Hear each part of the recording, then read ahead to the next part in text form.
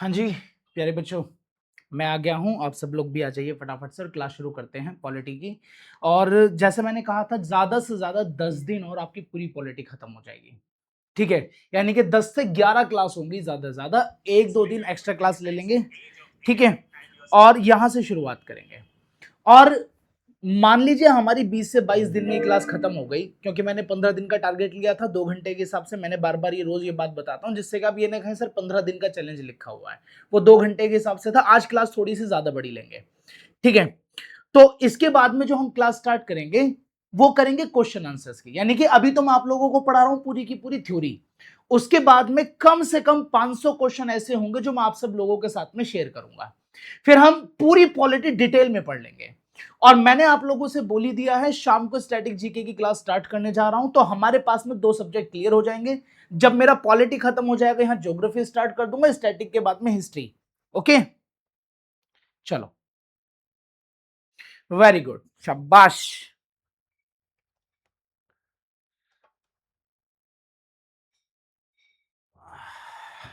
चलिए, तो बच्चे कह रहे हैं सर आज मजा आएगा। डेफिनेटली आज थोड़ी सी बड़ी क्लास लेंगे और कोशिश करेंगे कि बेहतर तरीके से चीजों को समझें और सीखें। अब तक की हमारी जर्नी कितनी रह चुकी है उसे एक बार रिवाइज करा देता हूं मैं। भाग 1 में आप लोगों को पढ़ा चुका हूं, union and territory, citizenship, fundamental right, DPSP, fundamental duty. अब मैं भाग 5 पे आ गया हूं, यहां यूनियन पे। ठीक है? और भाग 5 पर भी मैंने आप लोगों को यहां से स्टार्ट कराया था, आर्टिकल 52 से लेकर के 151 तक, और इसमें भी मैं एक क्लास आप लोगों की ले चुका हूं। ठीक, अब इस भाग 5 को, जो कि संविधान का सबसे बड़ा भाग है, इसको मैंने कुछ चैप्टर्स में बांटा, जिससे कि मैं आसानी से आप सब लोगों को समझा पाऊं। और ये जो चैप्टर्स हैं वो इस प्रकार से हैं। और मैंने कल आपको कितना करा दिया? कल मैंने आप लोगों को राष्ट्रपति पूरा करा दिया। आर्टिकल 52 से 62 तक की क्लास कंप्लीट हो चुकी है। जिन बच्चों ने वो क्लास नहीं देखी है, ठीक है, आप लोग उसे लाइव क्लासेस के चैप्टर में जाकर के देख लीजिएगा। अभी सारी क्लास आपको पॉलिटी की वहां मिल जाएंगी। ठीक है सर, आप नाश्ता करके आते हो? हाँ भाई, नाश्ता करके आता हूँ, बिल्कुल सही बात है। ठीक है, ऐसे नहीं आता हूँ। ठीक है, नाश्ता वगैरह करके एकदम फिट हूँ, एनर्जी पूरी है, जोश जुनून पूरा है। ठीक है, और आज मुझे कहीं जाना भी नहीं है, कल मुझे जाना था, तो क्लास थोड़ी लंबी हो भी गई तो मुझे कोई दिक्कत नहीं है। मजा आना चाहिए, रस बना रहना चाहिए, एक एक चीजों को सीखेंगे। और मैं कुछ क्वेश्चंस पूछूंगा आज की क्लास में, आप लोगों को उन क्वेश्चंस के बीच बीच में जवाब भी देते रहना, जिससे कि मुझे पता चलता रहे तुम लोग सिर्फ देख रहे हो या सीख रहे हो। ठीक है, तो जो जो मैं आपको आर्टिकल कराता चला जाऊंगा, मैं उससे जुड़े हुए क्वेश्चन आप लोगों से तुरंत पूछता चला जाऊंगा लाइव में। तो उससे मुझे पता लगता रहेगा कि आप लोग जो है वो सिर्फ ऐसे नहीं देख रहे हैं, सीख भी रहे हैं। ठीक है, चलिए। हाँ, लर्न ब्रेव कह रहे हैं चाय पिया भाई? बिल्कुल, डेफिनेटली चाय में हालांकि कम ही पीता हूं। ठीक, तो अब हम चलेंगे, आज दूसरा चैप्टर करेंगे वाइस प्रेसिडेंट को लेकर के। और वाइस प्रेसिडेंट आर्टिकल 63 से 71 तक। ठीक है, ये सारा आज हम कवर करने जा रहे हैं। कोशिश करेंगे 72 से लेकर के 76 तक भी आज ही करें। तो मैं कोशिश करूंगा यहां 78 तक आज की क्लास में निपटा दूं। ठीक है, हालांकि बहुत बड़ी चीज नहीं है, बहुत छोटी सी चीज है। तो हम कोशिश करेंगे 78 तक यहां तक कंप्लीट कर लें। जो हमारा पूरा राष्ट्रपति, प्रधानमंत्री, मंत्रिपरिषद, महान्यायवादी है, इसे पूरा कर लेंगे। फिर हमारे पास में बचेगा पार्लियामेंट। पार्लियामेंट 1 से 1.5 दिन की क्लास होगी, पार्लियामेंट खत्म। ठीक है, हाँ बेटा, बहुत ज्यादा जल्दी नहीं, आराम आराम से चलेंगे, मुझे भी बहुत ज्यादा जल्दी है नहीं। तो सबसे पहले आर्टिकल नंबर 63 से शुरुआत करेंगे। आ जाओ जरा मेरे साथ में, जुड़ो और सीखते रहो। और पीडीएफ आप लोगों को टेलीग्राम चैनल पर डेली मिल जाती है। क्लास के बाद टेलीग्राम चैनल ज्वाइन कर लेना, जीएस भाई आकाश सर के नाम से ही है, इस नाम से सर्च करना, जीएस भाई आकाश सर, आपको मिल जाएगा, मेरा फोटो लगा हुआ है। ठीक है, हाँ जी, वेरी गुड मॉर्निंग। आ जाओ बेटा, सीखो। अब आर्टिकल 63 क्या कहता है? भारत में एक उपराष्ट्रपति होगा। अब जो ये उपराष्ट्रपति का पद है हमने भारत में, ठीक है, हाँ जी, देखो सब बच्चे लाइक और सब्सक्राइब करते रहो, बच्चे खुद ही बोल रहे हैं। अब सुनो मेरी बात। भारत में जो उपराष्ट्रपति का पद है, सबसे पहला प्रश्न ये बनता है एग्जाम में, अगर आप लोगों से पूछा जाए तो आप क्या जवाब देंगे? भारत में जो उपराष्ट्रपति का पद है, ये कहां से लिया गया है? ये लिया गया है यूएसए से। पहला प्रश्न आपको यहां पर खत्म होता है। तो अगर आप लोगों से पूछा जाएगा भारत में उपराष्ट्रपति का पद कहां से लिया गया है? यूएसए से लिया गया है। ठीक है, अब आगे चलते हैं। ठीक, इस अनुच्छेद में व्यवस्था की गई है, भारत में एक उपराष्ट्रपति होगा और उपराष्ट्रपति भारत का दूसरा सर्वोच्च संवैधानिक पद है। कल की क्लास में आर्टिकल नंबर 52 में मैंने आपको बताया था, भारत में एक राष्ट्रपति होगा और वो संविधान का सर्वोच्च पद है। तो देश में सबसे पहला और सबसे संवैधानिक प्रमुख कौन है? राष्ट्रपति। और संविधान का दूसरा सबसे ऊंचा पद कौन सा माना जाएगा? ठीक है, उपराष्ट्रपति माना जाएगा आर्टिकल 63 के हिसाब से। यहां तक क्लियर हुआ? तो अगर आप लोगों से अब एग्जाम में पूछा जाएगा तो बताइए संविधान का दूसरा सर्वोच्च पद कौन सा है? उपराष्ट्रपति। आर्टिकल आप लोगों से पूछा जाए 63। अब लागू से आप अब से पूछा जाएगा उपराष्ट्रपति का पद कहां से प्रेरित है, कौन से संविधान से प्रेरित है या कौन से देश से प्रेरित है? तो आप क्या कहेंगे? आप कहेंगे जी ये तो उपराष्ट्रपति जो है वो यूएसए के संविधान से, यूएसए देश से प्रभावित है। ठीक है। सर मोनिका मैम की क्लास कब से आएगी? बेटा मैं कोशिश तो कर रहा हूं कि जल्द से जल्द आ जाए, ठीक है, बट मुझे लगता है शायद मंडे से क्लास आ जाए, क्योंकि मुझे उनका भी देखना पड़ेगा क्या शेड्यूल है। ठीक, बट मैं कोशिश करूंगा मंडे से, हो सकता है उनकी क्लास आपको देखने के लिए मिले।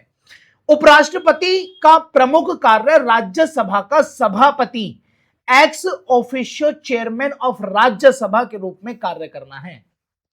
यह चीज इंपॉर्टेंट है। यहां पर उपराष्ट्रपति के पास में दो पोस्ट हैं।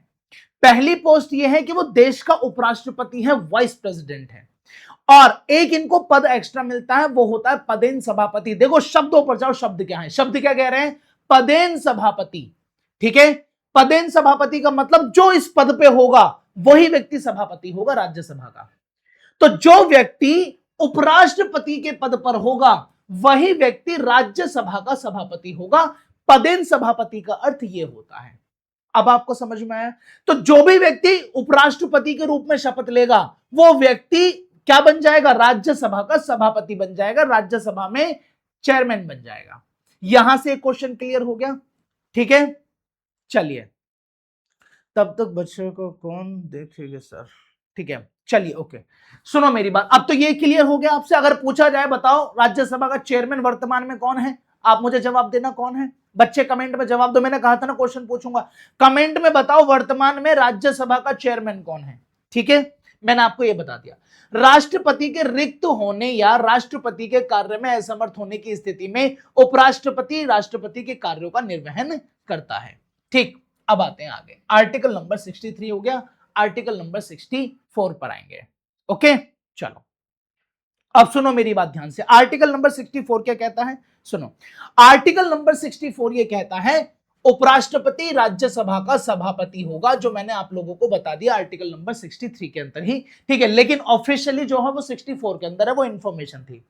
तो ये मैंने आप लोगों को बता दिया, उपराष्ट्रपति राज्यसभा का पदेन सभापति होता है, राज्यसभा की कार्यवाही का संचालन करता है, सामान्यतः स्थिति में मतदान नहीं करता। ये पॉइंट आप लोगों को याद रखने, लेकिन आप लोगों ने कमेंट में भी हाँ अब बता दिया। अपॉइंट ने बताया भैया सीपी राधाकृष्णन है। तो सीपी राधाकृष्णन कौन है वर्तमान में? उपराष्ट्रपति, और वही कौन होंगे राज्यसभा में? पदेन सभापति। अब देखो सुनो, अभी वर्तमान में राष्ट्रपति अपने पद पर हैं, तो वो राज्यसभा में क्या करेंगे? राज्यसभा का संचालन करेंगे। तो यहां लिखा हुआ है राज्यसभा की कार्यवाही का संचालन कौन करेगा? उपराष्ट्रपति करेगा, जब वो एज अ चेयरमैन बैठा होगा।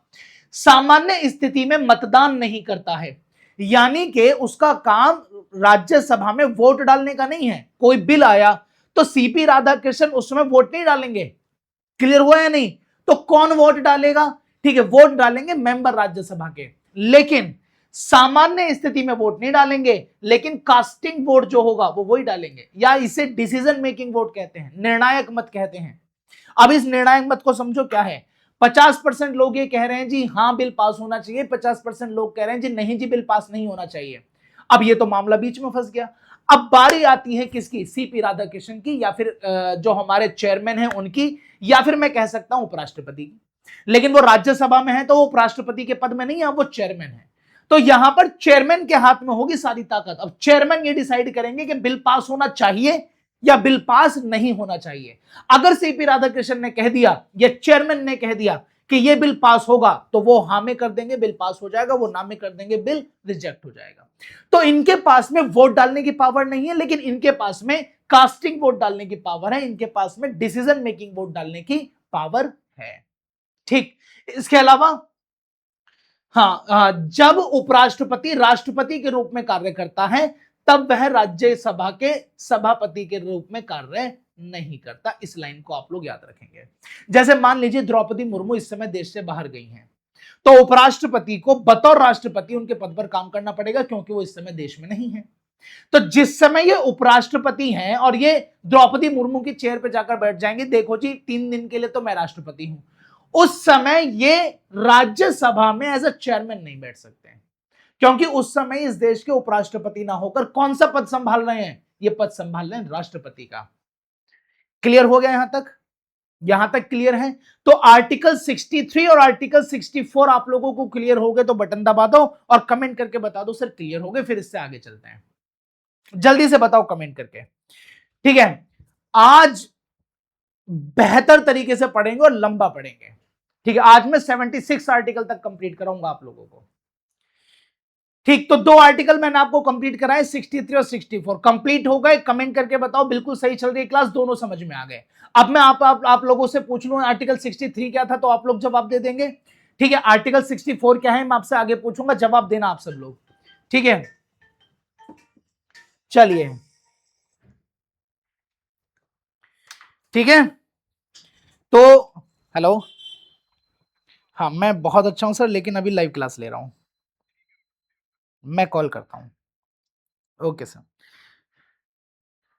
ठीक है? पता है किसकी कॉल थी अभी, आप सब लोग जानते होंगे, ठीक है? मेरे बहुत अच्छे मित्र हैं, टेक्स्ट बुक में पढ़ाते हैं, शानू सर, ठीक है? इंग्लिश पढ़ाते हैं, तो मेरे बहुत पुराने मित्र हैं, तो बहुत अच्छी इंग्लिश पढ़ाते हैं। अगर आपको कभी इंग्लिश पढ़नी हो तो आप शानू सर से मुलाकात कीजिएगा, टेक्स्ट बुक पर उनकी क्लास चलती है, बहुत शानदार व्यक्ति हैं, ठीक है? अभी उनका कॉल था, लेकिन क्लास के बाद आप लोगों से बात करूंगा, ठीक है?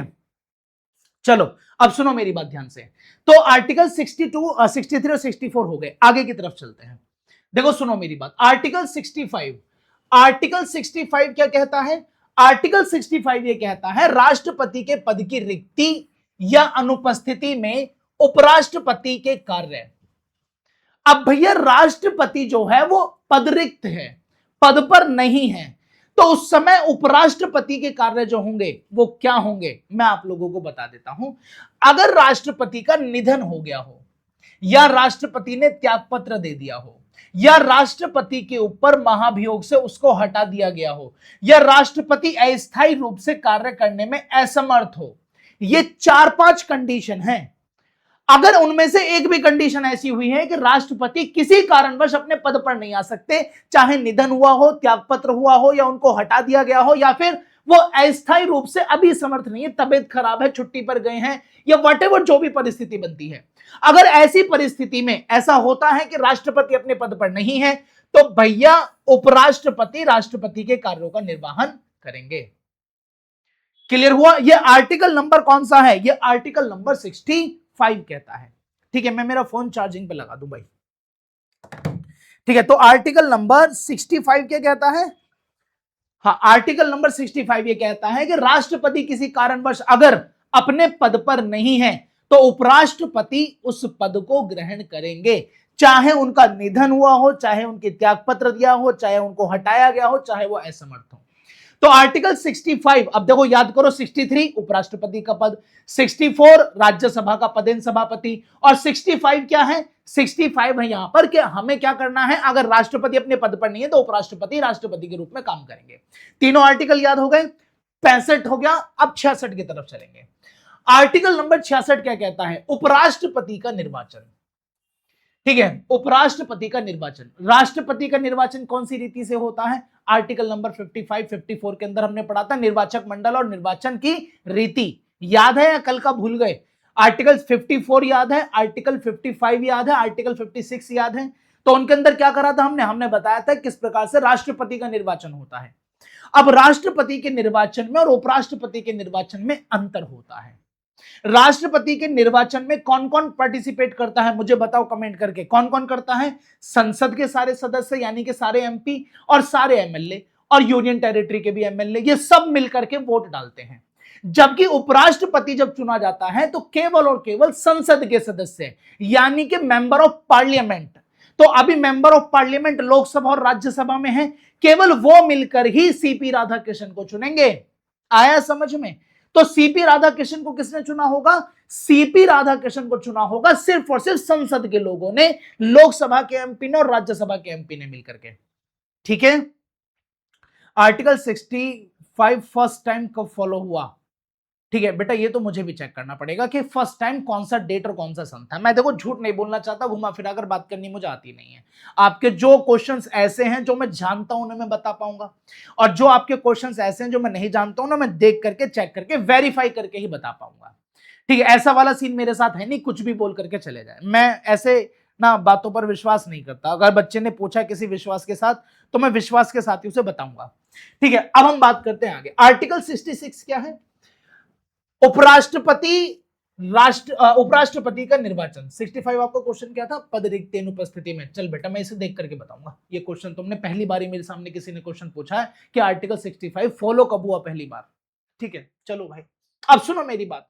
आर्टिकल 66 देखो इसीलिए होता है कि ऐसा नहीं है कि बच्चा ही टीचर से सीखे, टीचर भी बच्चे से सीखता है। जैसे मैंने अब आप लोगों से सीखा, आपने क्वेश्चन पूछा, अब मैं इसे सर्च करूंगा कि भारत देश में ऐसा पहली बार कब हुआ है, ठीक है, कि ऐसी परिस्थिति बनी हो। तो मैं आपसे एक क्वेश्चन सीख गया, अब मैं सर्च करूंगा, आप लोगों को बता दूंगा कि ऐसा पहली बार कब हुआ था। ठीक है, ओके, चलो तो फिर आ जाओ अब मेरे साथ में। उपराष्ट्रपति का चुनाव निर्वाचक मंडल द्वारा, कोलेजियम द्वारा किया जाता है। यानी कि उपराष्ट्रपति के चुनाव में भी एक कोलेजियम सिस्टम होता है। अब वो कोलेजियम सिस्टम में कौन कौन पार्टिसिपेट करता है? जैसे कि राष्ट्रपति का निर्वाचन था आर्टिकल 54। ठीक है, कौन कौन करता है? लोकसभा के सभी निर्वाचित और मनोनीत सदस्य। मैंने आपको बताया था संसद के सभी सदस्य, और राज्यसभा के सभी निर्वाचित और मनोनीत सदस्य, ये भी मैंने आप लोगों को बताया था। यानी कि पार्लियामेंट के सभी सदस्य, ऑल एमपीज इन पार्लियामेंट। ठीक है, पार्लियामेंट के जितने भी सदस्य हैं, चाहे वो लोकसभा के हों चाहे वो राज्यसभा के हों, दोनों मिलकर के ही क्या करेंगे? वोट डालेंगे उपराष्ट्रपति को। तो अभी हाल फिलहाल में 2025 में जो हमारे वो थे धनखड़ साहब थे, तो धनखड़ साहब को हटा करके किसको लाया गया? सीपी क्या नाम है उनका? सीपी राधाकृष्णन। तो सीपी राधाकृष्णन को लाया गया। अब एग्जाम्पल के साथ मैं बता रहा हूं, सीपी राधाकृष्णन को लाने के पीछे लोकसभा और राज्यसभा रही होगी। अगर सीपी राधाकृष्णन उपराष्ट्रपति चुने गए हैं तो इसका मतलब क्या है? इसका मतलब यह है कि वो बीजेपी पार्टी की तरफ से आते थे। इसका मतलब लोकसभा और राज्यसभा में कहीं ना कहीं बहुमत किसका रहा होगा? वोटिंग परसेंटेज में देखा जाए तो सीपी राधाकृष्णन का रहा होगा। बस सीधी सी बात है। ठीक है, तो अब आपको समझ में आ गया। अब सुन लो आगे। ठीक, निर्वाचन की विशेषताएं क्या होती हैं? निर्वाचन की विशेषताएं जिनसे आपसे क्वेश्चन पूछा जा सकता है। राज्यों की विधानसभाएं उपराष्ट्रपति के चुनाव में भाग नहीं लेती हैं। क्लियर, समझ में आया? जबकि राष्ट्रपति के इलेक्शन में, प्रेसिडेंट के इलेक्शन में कौन पार्टिसिपेट करता है? ठीक है, पार्टिसिपेट करते हैं all MLA in legislative assembly. ठीक है, तो लेजिस्लेटिव असेंबली के सारे एमएलए मिलकर के किसको वोट डालते हैं? वोट डालते हैं किनको? राष्ट्रपति को। लेकिन उपराष्ट्रपति के लिए कोई भी एमएलए ऐसा नहीं है जो वोट डालेगा।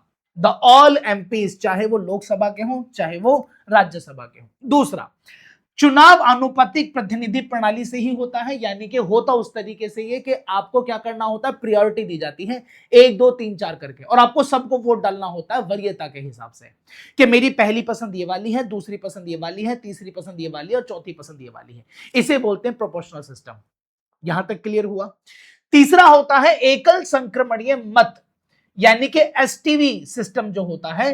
ठीक है, सिंगल ट्रांसफरेबल वोट जो होती है, यानी कि वोट को ट्रांसफर भी किया जाता है। अगर एक व्यक्ति जो सबसे पीछे है उसकी वोट को आगे वाले में ट्रांसफर कर दिया जाता है, उससे पीछे वाले को उससे आगे वाले में ट्रांसफर कर दिया जाता है, जब एक बार में निश्चित किसी को वोट नहीं मिलते तब उसे बोलते हैं एसटीवी। ठीक है, और यही प्रेसिडेंट के में भी होता है। यही सिस्टम किसके में होता है? प्रेसिडेंट के वोट में भी होता है। ठीक है, और उसके बाद मतदान गुप्त मतदान यानी सीक्रेट बैलेट से दिया जाता है। तो यानी कि बैलेट पेपर ही पर ही होता है। बैलेट पेपर पर लिख करके डाल देते हैं सीपी राधाकृष्णन तेरी यानी कि तेरी वोट पक्की है। मैं कुछ गलत नहीं कह रहा हूं। ठीक है, तो ऐसे करके डाल देते हैं। ठीक, तो ऐसे गुप्त मतदान होता है। और मैं आपको एक चीज और बता दूं, एक व्यक्ति को एक बैलेट पेपर ही दिया जाता है। अब मैं इसमें खेल बता देता हूं क्या है। अगर मान लिया आपने सीपी राधाकृष्णन लिखा और आपको लिखना था कुछ और, आपने सीपी राधाकृष्णन का नाम काट करके दूसरा नाम लिख दिया, तो आपकी वोट खराब। आपको एक व्यक्ति को ही चुनना है, एक पर ही टिक लगाना है, आप उसमें मिस्टेक नहीं कर सकते। अरे यार मैं तो इसे लिखने वाला था, इसे लिख दिया, गलती हो गई। मुलायम सिंह यादव के साथ ऐसे हुआ था, जब वो एक बार प्रेसिडेंट के वोट डालने गए थे, उनके वोट कैंसिल हो गई थी। मुलायम सिंह यादव अपने आप में बहुत बड़ा नाम है और उनके वोट कैंसिल कर दी थी। ठीक है, निर्वाचन आयोग ने कहा एक काम करो, भागो यहां से। ठीक है, तुमने यहां पर कैंसिल कर दिया, ऐसा नहीं होगा। ठीक है, कर लिया sir check. Article 61 was first followed in June 1961 when Vice President Dr. Sarvapalli Radhakrishnan discharged the function of a critically ill president doctor Rajendra Prasad. Okay okay okay, आपका कहने का मतलब यह है कि 1961 में जब डॉक्टर राजेंद्र प्रसाद बहुत ज्यादा बीमार थे, तब उनका स्थान लिया था डॉक्टर सर्वपल्ली राधाकृष्णन ने पहली बार, और तब आर्टिकल 65 का यूज किया गया था। अगर आप ये सही बोल रहे हैं, ठीक है, तो फिर बिल्कुल करेक्ट है आप जैसे बोल रहे हैं, बल्कि मैं एक बार और चेक करके बता दूंगा, बल्कि आपने चेक किया तो अच्छा ही किया होगा। सर बार बार प्रचार या जाती है सर, बार बार प्रचार आ जाती है। अच्छा, बार बार प्रचार आ जाती है, प्रचार आ जाती है मतलब मैं समझा नहीं बेटा, बार बार प्रचार आ जाती है इसका मतलब क्या है?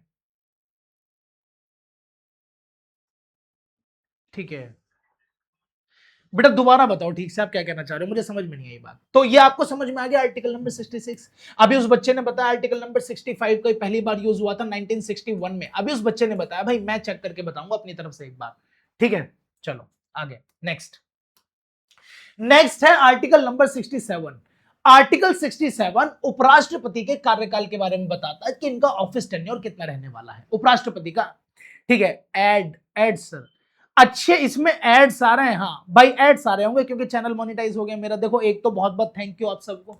ठीक है, मैंने 10 दिन पहले ये चैनल बनाया होगा, यानी कि बनाया तो बहुत पहले था। आप लोग इसमें जाके देखेंगे तो मेरी 3 साल पुरानी वीडियोस भी हैं, लेकिन मैंने इसमें 2 साल काम नहीं किया, ऐसे रखा हुआ था। तो ये मोनेटाइज हो गया, तो मोनेटाइज होने की वजह से अब इसमें एड्स आ रहे होंगे। ठीक है, डेफिनेटली भाई मैं आप लोगों से कोर्स तो सेल नहीं कर रहा हूं, तो एड तो आपको 5-10 सेकंड का देखना पड़ेगा, स्किप कर देना।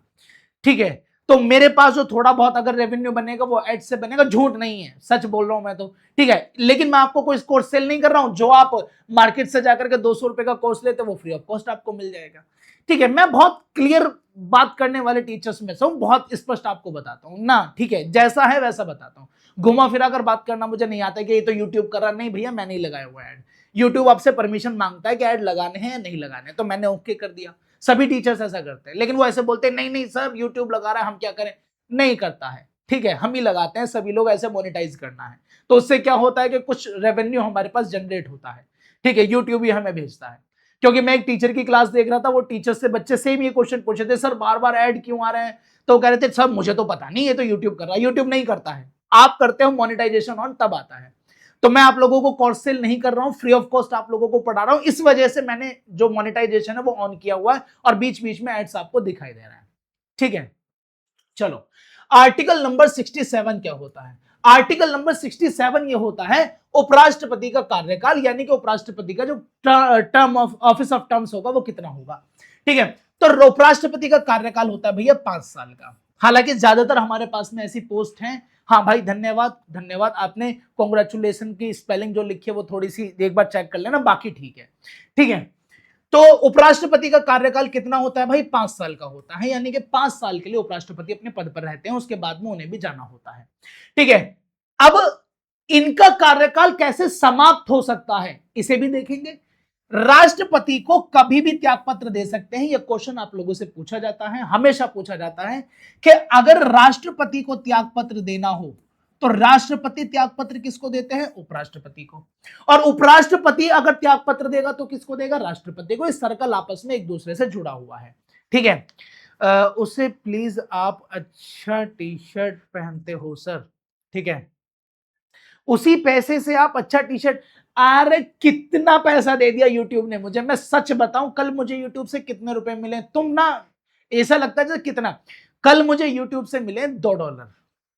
ठीक है, $2 का मतलब हो गया 9 दूनी 18, 180 रुपए मिले हैं। तुम्हें क्या लग रहा है यूट्यूब से बहुत ज्यादा पैसा कमा रहे हैं हम? यार कैसी बातें कर रहे हो तुम बच्चे। ठीक है, लगभग $2.5 के आसपास मुझे कल मिला यूट्यूब से। ठीक है, अब $2.5 में कौन सी टी शर्ट आ रही है यार? आ रही है मोमेंट्स वाली आती है। पहले तो हम खरीदते थे 80 रुपए की टी शर्ट आती थी मोमेंट वाली। ठीक है, ये जो मेरी टी शर्ट है ये 350 रुपए की है।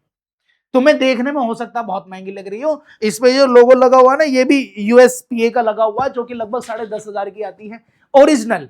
तो ये ओरिजिनल नहीं है, फर्स्ट कॉपी है उसकी। 350-400 रुपए में हमारे यहाँ बाजार में मिलती है। तो मैं बहुत रईस व्यक्ति नहीं हूं, साधारण हूं। ठीक है, राज्यसभा द्वारा पारित तथा लोकसभा द्वारा अनुमोदित प्रस्ताव से हटाया जाता है। ठीक है, यानी कि इन्हें प्रस्ताव से हटाया भी जा सकता है। लेकिन एक चीज याद रखेंगे, कार्यकाल समाप्त होने के बाद नया उपराष्ट्रपति पद ग्रहण करने तक, ठीक है, ये पद पर बने रहेंगे। यानी कि अगर ये पद पर हैं, इनको 5 साल पूरे हो गए, तो सेम वही कंडीशन है कि अगर ये पद पर हैं तो ये तब तक पद पर बने रहेंगे जब तक कोई नया उपराष्ट्रपति ना आ जाए। किसी भी कारणवश अगर नए उपराष्ट्रपति का इलेक्शन नहीं होता है तो फिर क्या होगा? तो फिर यह होगा कि ये अपने पद से नहीं हटेंगे, तब तक पद पर रहेंगे जब तक एक नया वाइस प्रेसिडेंट नहीं आ जाएगा। ठीक है।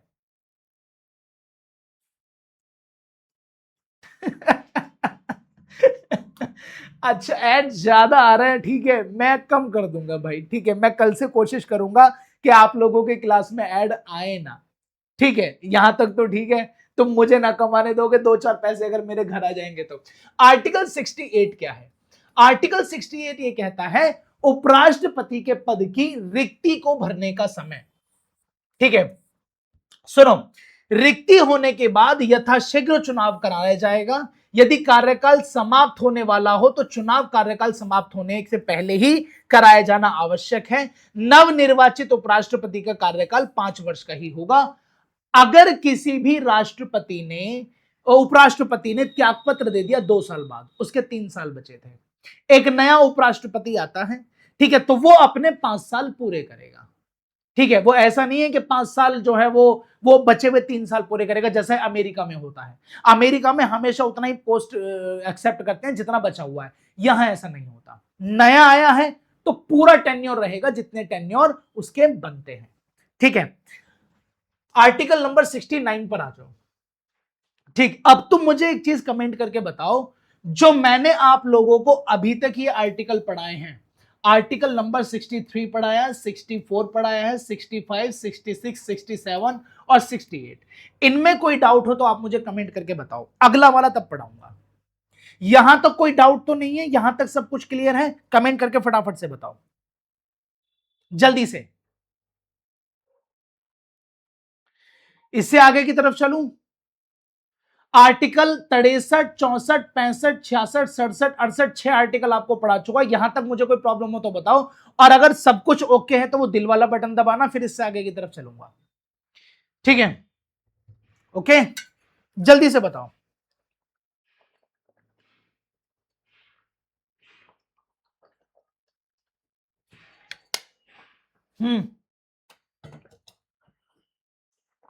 बढ़िया, ओके, वेरी गुड, शाबाश।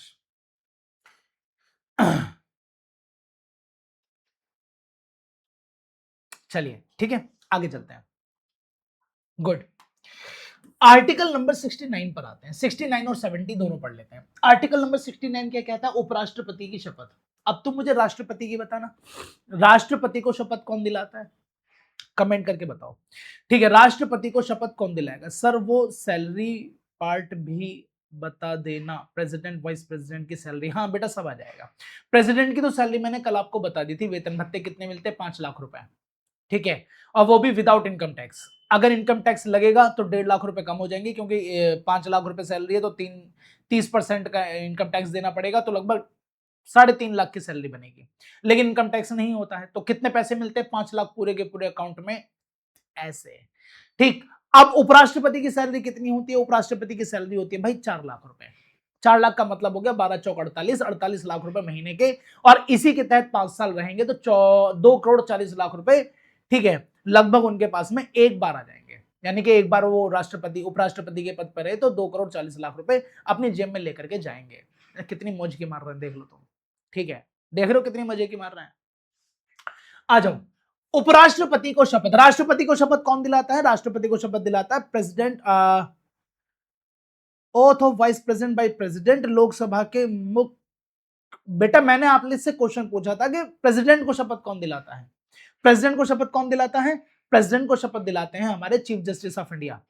ठीक है, अब सुनो मेरी बात। उपराष्ट्रपति को शपथ दिलाता है राष्ट्रपति। ठीक है, यदि राष्ट्रपति उपलब्ध ना हो तो राष्ट्रपति द्वारा नियुक्त कोई व्यक्ति शपथ दिला सकता है। यह चीज आपको याद रखनी है।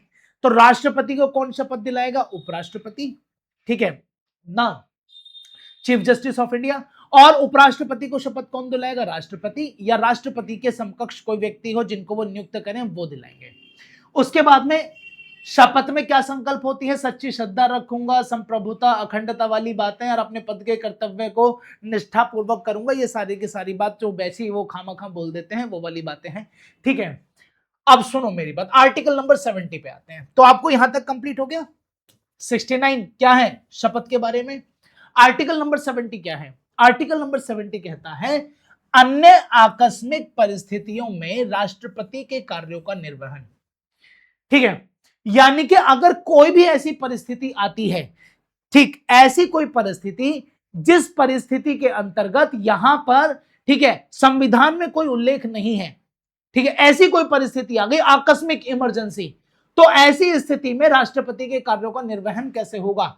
ठीक है, यहां पर दिया गया है ऐसी कोई स्थिति उत्पन्न हो जाए जिसका उल्लेख संविधान में नहीं है और राष्ट्रपति के कार्यों का निर्वहन की व्यवस्था की आवश्यकता हो तो संसद कानून बनाकर यह निर्धारित कर सकती है कि राष्ट्रपति के कार्य कौन करेगा। मैंने आपको बताया ना, ऐसी कोई स्थिति जो संविधान में नहीं लिखी है और ऐसी स्थिति के कारण क्या हो गया है, ठीक है, यहां पर क्या हो गया, यहां पर हो चुका है कि भैया अब जो है राष्ट्रपति का पद खाली है, कौन उसको भरेगा?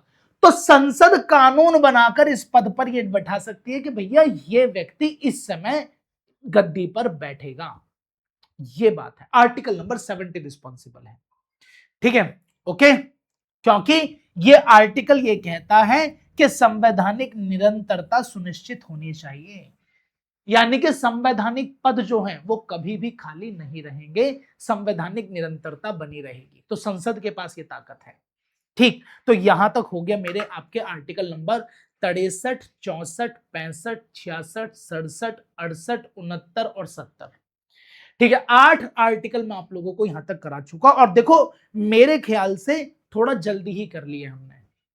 ठीक है, मात्र आधा घंटा हुआ होगा, इस आधे घंटे में हमने ये 8 आर्टिकल कर लिया।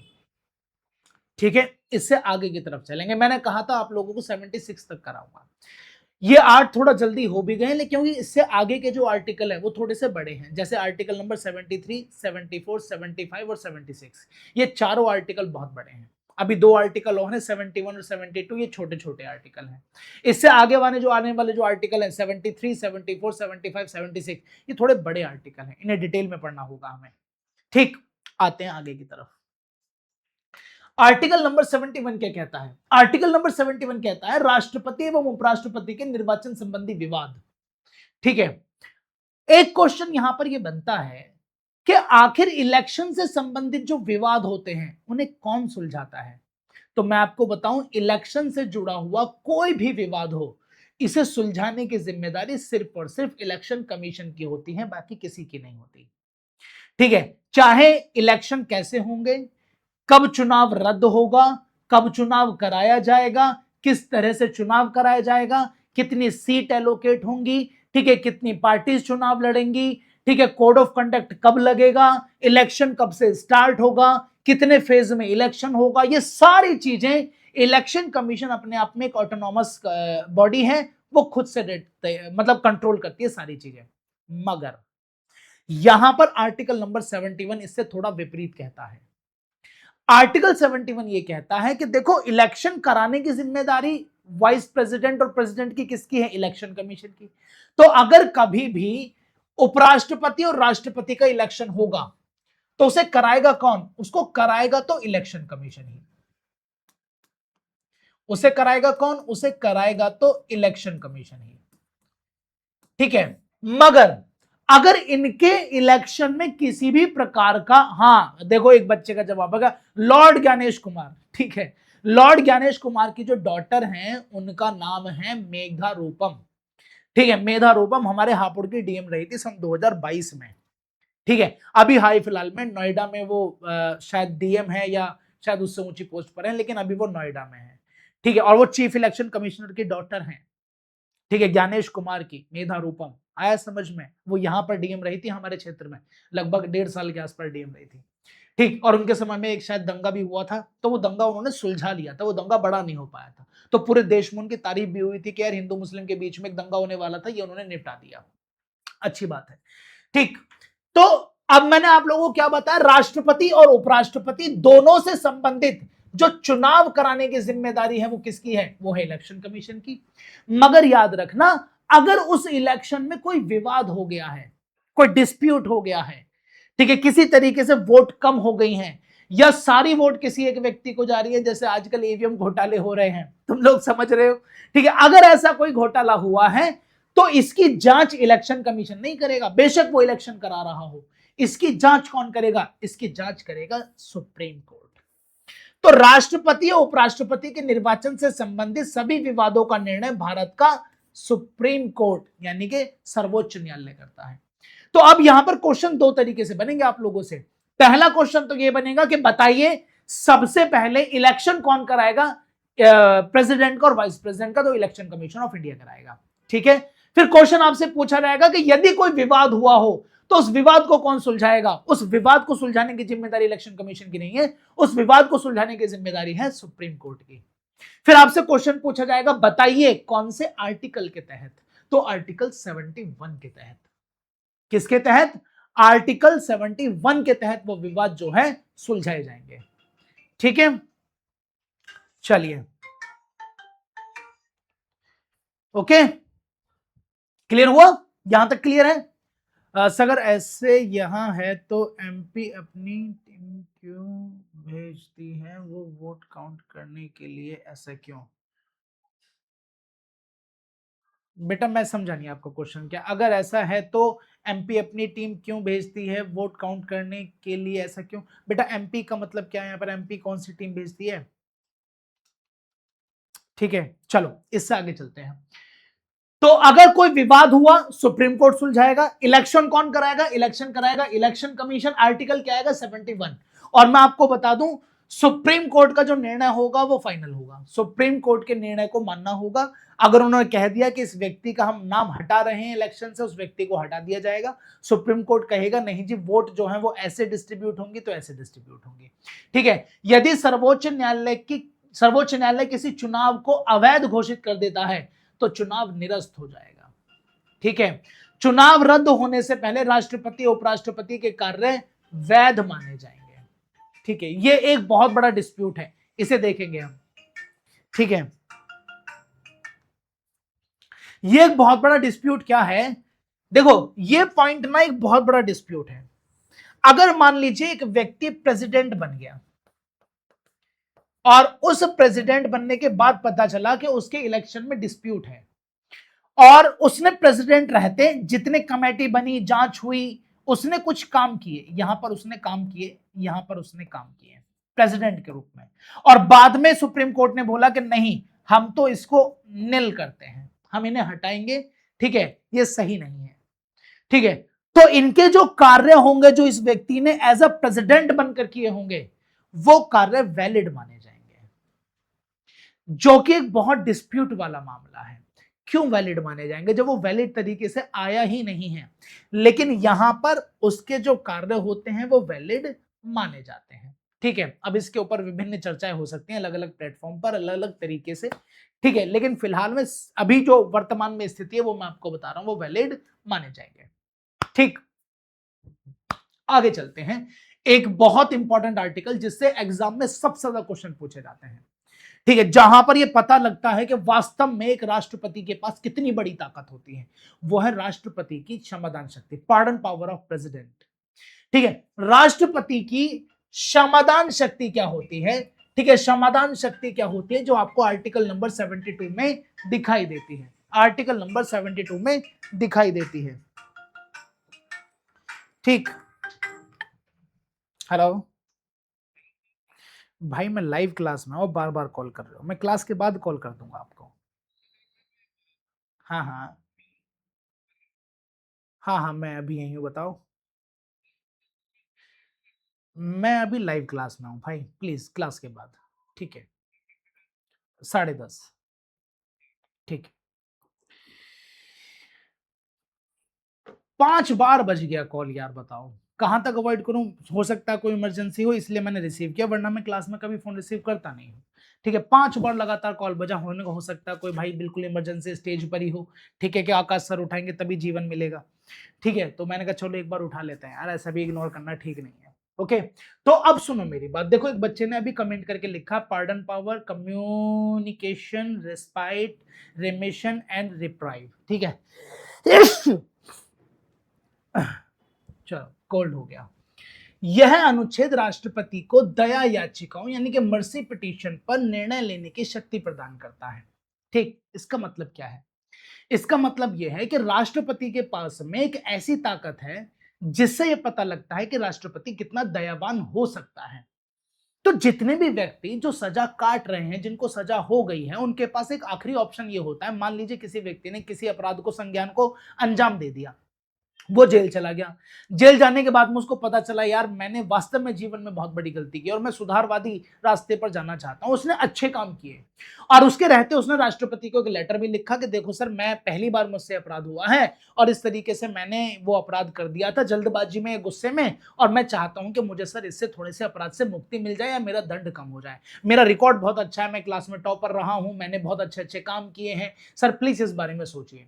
तो यहां पर राष्ट्रपति के पास में ये ताकत होती है कि वो उसकी सजा को लेकर के कुछ निर्णय ले सकता है। ठीक है, अब ये राष्ट्रपति स्वतंत्र रूप से है।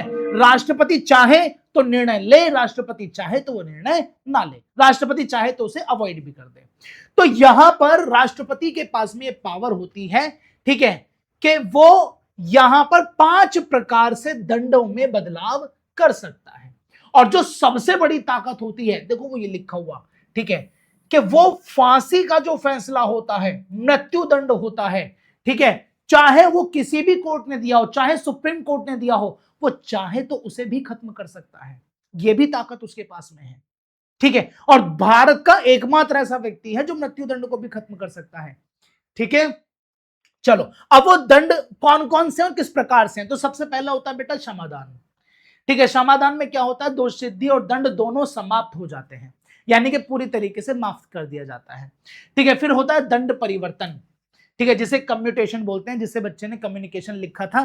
ठीक है, मैं समझ गया था। तो वो क्या था, दंड परिवर्तन, यानी कि कठोर दंड से आसान दंड में उसको परिवर्तित कर देते हैं। ठीक है, आपको पता है 2 तरह की जेल होती है, एक कठोर कारावास होता है, एक होता है साधारण कारावास। कठोर कारावास में व्यक्ति से काम भी कराया जाता है, ठीक है, और साधारण कारावास में काम नहीं कराया जाता, हालांकि काम के बदले पैसे मिलते हैं।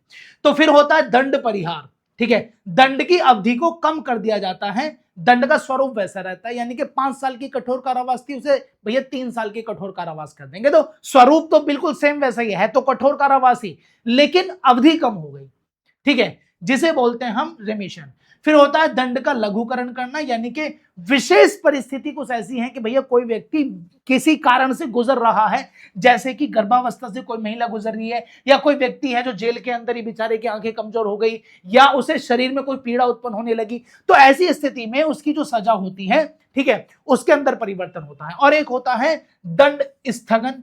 ठीक है, तो विशेषकर जो मैंने कहा था ना ये मृत्युदंड वाला, वो इसी के अंदर आता है। तो जो बड़ी से बड़ी सजा होती है उसे पूरी सजा को क्या कर देता है, खत्म कर देता है। मृत्युदंड भी इसी के अंदर आता है, और एकमात्र ऐसा व्यक्ति पूरे भारत में जो मृत्युदंड को भी समाप्त कर सकता है। ठीक है, यहां तक क्लियर हुआ, बिल्कुल क्लियर है। तो राष्ट्रपति के पास में ये 5 पावर होती हैं जिनसे वो किसी व्यक्ति की जो ताकत है, किसी व्यक्ति की जो सजा है उसको कम कर सकता है, बदल सकता है, कम कर सकता है या खत्म कर सकता है। ठीक है, वो सारी की सारी चीजें हो गई। ठीक है, अब सुनो मेरी बात ध्यान से। आर्टिकल नंबर आता है यहां से अगला। इससे पहले मैं आपको अगला आर्टिकल पढ़ाऊं, मैंने एक आप लोगों के लिए लिस्ट बनाई है पूरे के पूरे वाइस प्रेसिडेंट की, जैसे मैंने कल आप लोगों को प्रेसिडेंट की एक लिस्ट पढ़ाई थी। एक बार मैं चाहता हूं कि आप इस नाम से होकर के गुजरें, जिससे आप लोगों से कभी क्वेश्चन पूछा जाए तो आप बता दें। कल मैंने प्रेसिडेंट की एक पूरी लिस्ट पढ़ाई थी, जिसको नहीं पता वो चैनल पर जाकर देखना, टेलीग्राम वाले पर, उसमें मैंने डाला हुआ है, तो GS by Akash sir search करना, ठीक है, आप लोगों को चैनल मिल जाएगा, वहां पर पूरी एक लिस्ट बनाकर डाली हुई है। आज मैं आप लोगों को पढ़ा रहा हूं एक बार रिवीजन के तौर पर, जिससे आप एटलीस्ट समझ पाए, ठीक है। कभी कभी क्वेश्चन पूछ लेता ना, बताओ पहले उपराष्ट्रपति कौन थे, वर्तमान में कौन है, इस तरीके से, ठीक है। तो एक पूरी लिस्ट है जिसमें सबसे पहला नाम आता है 1952 में पहले उपराष्ट्रपति जो बनते हैं वो बनते हैं डॉक्टर सर्वपल्ली राधाकृष्णन, ठीक है, जिनके नाम पर हम 5 जो टीचर डे मनाते हैं, ठीक है, तो इन्हीं के उपलक्ष्य में मनाया जाता है, ठीक है। उसके बाद आते हैं जाकिर हुसैन, उसके बाद आते हैं वीवी गिरी, ठीक, उसके बाद बारी आती है गोपाल स्वरूप की, ठीक है, उसके बाद आते हैं बीडी जत्ती, ठीक है। इनको प्रधानमंत्री के कार्यकाल से थोड़ा सा याद रखना, ठीक है, प्रधानमंत्री के कार्यकाल से याद रखना, ये बहुत इंपॉर्टेंट है। जैसे पहली बार नेहरू जी प्रधानमंत्री थे तो कौन होंगे, सर्वपल्ली राधाकृष्णन। अब 64 तक कौन रहे थे हमारे, नेहरू जी रहे थे, यानी कि उनके समय में जाकिर हुसैन भी रहे होंगे डेफिनेटली, ठीक है। अब उसके बाद में आते हैं वीवी गिरी, 67 से 69 यानी कि इंदिरा गांधी थी उस समय गद्दी पर, ठीक है। 69 से 74 इंदिरा गांधी थी उस समय गद्दी पर, ठीक है। 74 से 79 यानी कि इंदिरा गांधी के बाद में मोरारजी देसाई की सरकार आ गई होगी इनके समय में, ठीक है। फिर आते हैं हिदायतुल्लाह 79 से 84 यानी कि इनके समय में चौधरी चरण सिंह की सरकार रही होगी और इंदिरा गांधी दोबारा आ गई होंगी, ठीक है। उसके बाद में बारी आती है 84 से 87 तक राजीव गांधी, और आते हैं यहां पर 87 से 92 यानी कि राजीव गांधी के बाद में जो सरकारें आई वीपी सिंह की और पीवी नरसिम्हा राव की, वो इनके समय में रही होंगी। और फिर 92 से 97 आईजी गुजराल वगैरह, बीच में बहुत बहुत सी सरकारें हैं, अटल बिहारी वाजपेयी की भी सरकार आई, वो केआर नारायण के समय की बात है। और फिर कृष्णकांत यानी कि अटल बिहारी वाजपेयी की सरकार 2002 से 2007 यानी कि अटल बिहारी वाजपेयी और मनमोहन सिंह की सरकार, ठीक। और फिर 2007 से 2017 यानी कि यहां पर हमारे यहां पर क्या होता है, ठीक है, मोदी जी की सरकार आ जाती है 2014 में। और फिर उसके बाद में आते हैं वेंकटेश नायडू जो कि 22 तक रहे, और उसके बाद में धनखड़ जो कि 26 तक नहीं 25 तक रहे थे, ठीक है। और उसके बाद में बारी आ जाती है सीपी राधाकृष्णन की, जो वर्तमान में हमारे प्रेसिडेंट हैं। तो मैंने ये नाम आपको इसलिए बताए हैं जिससे कि कभी कभी आपसे क्वेश्चन ये पूछा जाता है कि जब उस समय वो प्रधानमंत्री थे तो देश का उपराष्ट्रपति कौन था। और कभी कभी क्वेश्चन ये भी नहीं पूछा जाता, कभी कभी क्वेश्चन ये पूछा जाता है जब इस प्रकार का कानून बना तो बताइए उस समय देश का उपराष्ट्रपति कौन था। अब कानून जो मैंने आप लोगों को पढ़ाए हैं या मैं आगे आप लोगों को पढ़ाऊंगा प्रधानमंत्री में, वो पढ़ाऊंगा जब प्रधानमंत्री थे। तो प्रधानमंत्री ने कौन कौन से कानून बनाए अपने किस कार्यकाल में, उससे आपको उपराष्ट्रपति याद हो जाएंगे। वरना आप ऐसे नॉर्मल याद करने बैठोगे ना तो ये बड़ा मुश्किल पड़ेगा आप लोगों को याद करना, लेकिन आपको प्रधानमंत्री से रिलेट करके याद करना बड़ा आसान पड़ जाएगा। तो इसीलिए कौन से समय में कौन प्रधानमंत्री रहा इसे ऐसे याद करो, और किस प्रधानमंत्री के समय में कौन सा कानून लाया गया उसे मैं याद करा दूंगा अपनी नेक्स्ट क्लास में। जब मैं प्रधानमंत्री पढ़ाऊंगा तो अगली एक क्लास लूंगा और उसमें पूरे प्रधानमंत्री की सारी नियमावली सब पढ़ा दूंगा डिटेल में, कौन से प्रधानमंत्री ने क्या काम करा, कौन से कानून बनाए, कौन सी योजना बनाई, एक ही क्लास में बता दूंगा पूरी की पूरी डिटेल, ठीक है। चलो इससे आगे की तरफ चलूं, ठीक है, यहां तक कंप्लीट हुआ। यहां से बारी आती है, अब तुम देखना 72 तक तो मैंने करा दिया यहां पर कंप्लीट, ठीक है। तो यहां पर 72 हो गया कंप्लीट। अब 73 से हम बात करते हैं प्रधानमंत्री, महान्यायवादी और यहां एग्जीक्यूटिव की, ठीक है, संघ की कार्यपालिका की, ठीक है। तो संघ की जो कार्यपालिका मैं उसकी बात करता हूं, ठीक है, संघ की कार्यपालिका। तो आर्टिकल नंबर 73 की शुरुआत होती है यहां से, अरे नीचे जाना पड़ेगा भाई हमको। आर्टिकल नंबर 73 ये रहा, ठीक। यहां तक सब कुछ ठीक है, मेरी स्पीड ठीक है, बहुत ज्यादा तेजी से तो नहीं भाग रहा हूं मैं, कमेंट करके मुझे फटाफट से बता दो, ठीक है। अगर सब कुछ यहां तक ठीक चल रहा है, सब कुछ समझ में आ रहा है तो वो दिल वाला बटन दबा देना, ठीक है। चलो इससे आगे चलूं, पानी ले लो एक सिप में।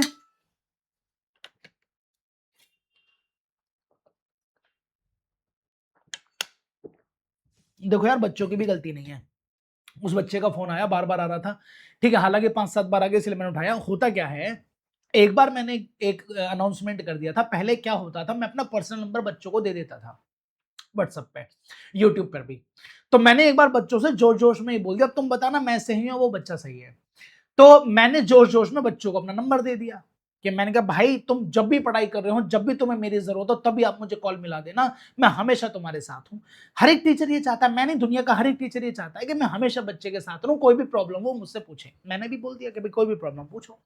अब उस बच्चे, कोई बच्चा होगा पढ़ाई कर रहा होगा, उसे कोई चीज समझ में नहीं है, तो रात को 12:30 बजे मुझे कॉल करता है, 12:30 में सो रहा था, कि सर मुझे ना, ठीक है, ये वो कोई फिजिक्स का क्वेश्चन था, सर मुझे ना ये चीज समझ में नहीं आ रही। अब मैं नींद में हूँ, गहरी नींद में हूँ। मैंने कहा बेटा सुबह पूछ लियो। ठीक है, मैं तो बहुत गहरी नींद में हूँ इस समय। ठीक है, तो मुझसे बोला गुरुजी आपने ही मुझे नंबर दिया था, जब तो आप ये कह रहे थे कुछ भी प्रॉब्लम हो कभी भी पूछ लेना, मैं रात में पढ़ रहा हूँ तो आप ये कह रहे हो गहरी नींद में हूँ। ठीक है, तो मुझे महसूस हुआ हकीकत में कि बच्चे भी ना बहुत अपना मानते हैं, और कभी कभी उन्हें जरूरत होती है, और कभी कभी हमारी भी मजबूरी होती है, हम भी पूरे दिन भर पढ़ाते हैं, फैमिली के साथ भी समय बिताते हैं, उसके बाद में भाई हमें भी नींद आती है। तो गलती बताओ किसकी है, उस बच्चे की भी नहीं है और मेरी भी नहीं है। फिर मैंने सोचा चलो यार ठीक है, चल जाता, कोई बात नहीं। हालांकि वो बच्चा बहुत गुस्सा हुआ मुझे रात में, वो कह रहा था नहीं सर मुझे बताओ, फिर मैं उसे बताया, 5-10 मिनट समझाया, मैं तब सोया। ठीक है, ये हालत होती है। ठीक है, राष्ट्रपति अभी तक आर्टिकल 72 की पावर यूज किए। हाँ बेटा 72 की पावर बहुत बार यूज किए हैं। ठीक है, अब आप मुझसे कहोगे पहली बार कब किए, तो ये भी मुझे चेक करना पड़ेगा। बट ये है कि मैं आपको बता दूं, ये जो कसाब नहीं था, कसाब जो आया था वो मुंबई में आतंकवादी जो था, उसने भी राष्ट्रपति को लेटर लिखा था कि मैं अब जो है वो सुधर गया हूं, मेरे अंदर करुणा जाग गई है, कृपया करके मेरे मृत्युदंड को खत्म करें। ठीक है, तो उस समय प्रणब मुखर्जी थे, प्रणब मुखर्जी बोले तो मर। प्रणब मुखर्जी ने उसे रिजेक्ट कर दिया, उसे फांसी हो गई। ठीक है, चलो आर्टिकल नंबर 73 यूनियन के बारे में बताता है। ठीक है, यंग संघ की कार्यपालिका की शक्ति का विस्तार बताता है। ठीक है, extent of executive power of the union. ठीक है, यह अनुच्छेद ये बताता है कि केंद्र सरकार यूनियन गवर्नमेंट की कार्यपालिका की शक्ति किन किन विषयों तक फैली है। यानी कि जो केंद्र सरकार की एग्जीक्यूटिव पावर है, ये जितने भी मंत्री हैं, प्रधानमंत्री हैं, इनकी पावर कहां तक है, यह बताएगा आर्टिकल 73। कहां तक ताकत है, केंद्र सरकार क्या कर सकती है, कितनी ताकत है, प्रधानमंत्री मोदी जी के अंदर कितनी ताकत है। ठीक है, तो यह चीज आर्टिकल 73 बताएगा। ठीक है, तो राष्ट्रपति आर्टिकल 72 का यूज कभी किया, हाँ बेटा बता तो दिया मैंने। ठीक, अब आप देखो जरा कितनी ताकत है भैया, सुनो मेरी बात। संसद जिन विषयों पर कानून बना सकती है, उन विषयों पर केंद्र सरकार अपनी कार्यपालिका की शक्ति का प्रयोग कर सकती है। ठीक है, यानी कि जिन जिन विषयों पर कानून बनेंगे उसे लागू करने का काम किसका होगा, भैया कार्यपालिका का होगा, सारे मंत्रियों का होगा। ठीक है, प्रधानमंत्री का होगा। तो जो भी कानून बन सकता है उतनी शक्ति हमारे पास में मंत्रियों के पास है, एग्जीक्यूटिव के पास है। पॉइंट 1 ये क्लियर हुआ। पॉइंट 2 क्या है, अंतरराष्ट्रीय संधीय समझौते के आधार पर प्राप्त अधिकारों का प्रयोग भी केंद्र सरकार करेगी। अगर अंतरराष्ट्रीय संधि हुई है, कोई समझौता हुआ है, तो उसके आधार पर जितनी भी ताकतें प्राप्त होती हैं उस पर भी केंद्र सरकार काम करेगी। जैसे अभी फ्री ट्रेड डील हुई है कल, मैंने उसके ऊपर एक वीडियो बनाया, वीडियो सेक्शन में जाकर चेक करना, बहुत बढ़िया है। ठीक है, होता क्या है, अब जैसे भारत और ब्रिटेन के बीच में ट्रेड डील साइन हुई है, तो कुछ चीजें सस्ती हो गई हैं, कुछ चीजें वहां से भी सस्ती आएंगी। ठीक है, तो इसके बारे में फेरबदल करने की ताकत किसके पास है, केंद्र सरकार के पास है। केंद्र सरकार ने कर दी। पहले लग्जरी गाड़ी जो थी उन पर 100% टैरिफ लगता था, उसे घटा करके 10% कर दिया। पहले जो बढ़िया महंगी बोतलें आती थी शराब की, उस पर जो 15% से एक्साइज है उसे घटा करके कितना कर दिया है, जो टैरिफ है उसे घटाकर कितना कर दिया, 3% कर दिया है। ठीक है, पहले जो मेडिकल इक्विपमेंट महंगे आते थे उसे 15% से घटा करके 3% कर दिया। तो ये ताकत किसके पास है, केंद्र सरकार के पास है। और ऐसा नहीं सिर्फ ब्रिटेन की सस्ती हुई है, हमारी तो और ज्यादा सस्ती हो गई। भाई हमारे यहाँ तो पहले यहाँ से कपड़े बेचे जाते थे तो उसमें 20% इंपोर्ट ड्यूटी लगती थी, वो 0 हो गई। हमारे यहां से इंजीनियरिंग के गुड्स भेजे जाते थे, 20% ड्यूटी लगती थी, वो कितनी हो गई, 0 हो गई। तो ये ताकत भी किसके पास है, सरकार के पास है। तीसरा पॉइंट क्या है, यदि किसी विषय पर राज्य विधानमंडल भी कानून बना सकता है समवर्ती सूची के अंतर्गत, ठीक है, तो सामान्यतः उस विषय पर कार्यपालिका की शक्ति राज्य की होगी। ठीक है, जब तक किसी संविधान या संसद अन्य प्रावधान ना करे।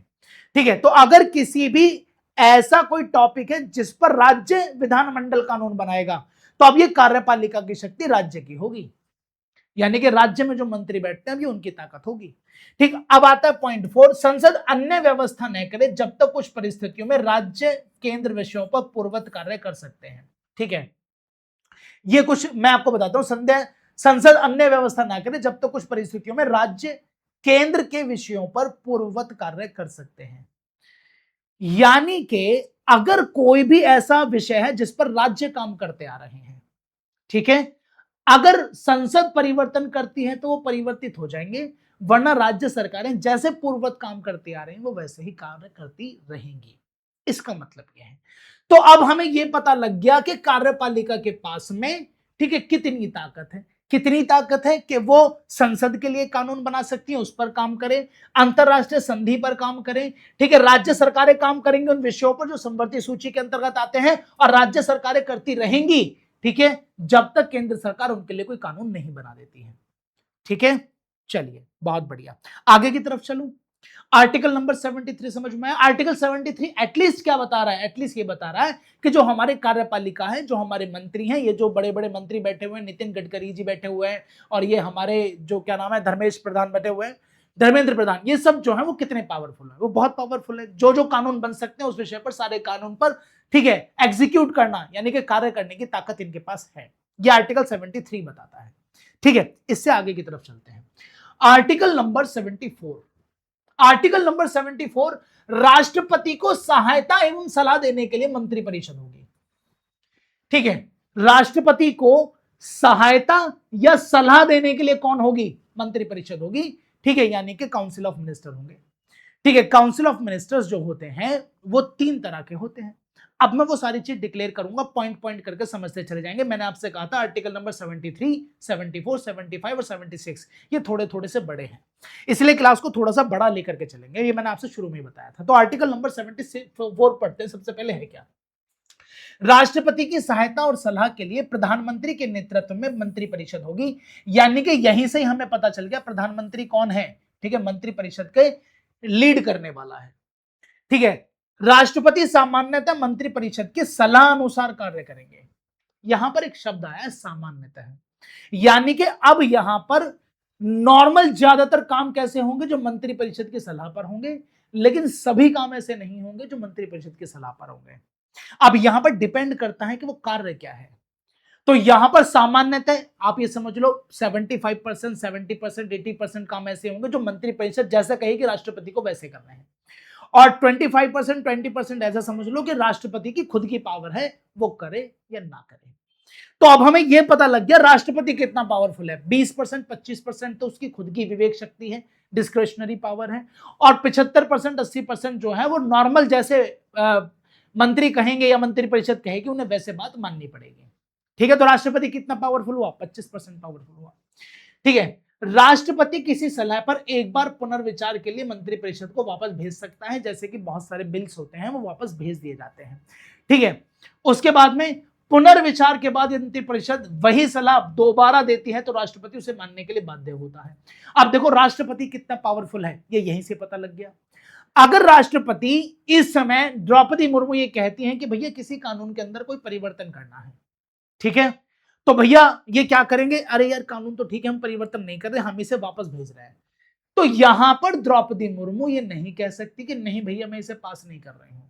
यहां पर द्रौपदी मुर्मू को वो बात, वो सलाह माननी होगी। ठीक है, ये कानून के ऊपर भी होता है, ठीक, और ये प्रधानमंत्री द्वारा या मंत्रिपरिषद द्वारा दी गई सलाह के ऊपर भी मान्य होता है। ठीक है, हालांकि पहले ऐसा नहीं था, बाद में राष्ट्रपति को ऐसा बनाया गया। कब बनाया गया? 42वें संविधान संशोधन में 1976 में। 42वां संविधान संशोधन 1976 जो कि इंदिरा गांधी सरकार लेकर आई थी इमरजेंसी के समय, उन्होंने क्या किया? राष्ट्रपति को मंत्रिपरिषद की सलाह जो है, ठीक है, उसे मानने के लिए अनिवार्य कर दिया। यहां से राष्ट्रपति बन गया कठपुतली, और यहां से राष्ट्रपति की अब मजबूरी है कि वो क्या करेगा? वो भैया सारी की सारी सलाह मानेगा। किसकी सलाह मानेगा? ठीक है, मंत्रिपरिषद की सलाह मानेगा। लेकिन बाद में इसे बदला गया। बाद में बदला मोरारजी देसाई सरकार ने 44वें संविधान संशोधन में 1978 में, और इन्होंने ये कहा देखो चाहते तो प्रधानमंत्री यही है कि राष्ट्रपति उनकी बात माने, लेकिन इन्होंने यहां से एक चीज जोड़ी। वो क्या थी? कि राष्ट्रपति को सलाह देने के लिए एक बार पुनर्विचार हेतु लौटाया जा सकता है, जो ये वाली बात थी। ठीक है, यानी कि ये वाली बात जो निकली वो यहां से निकली।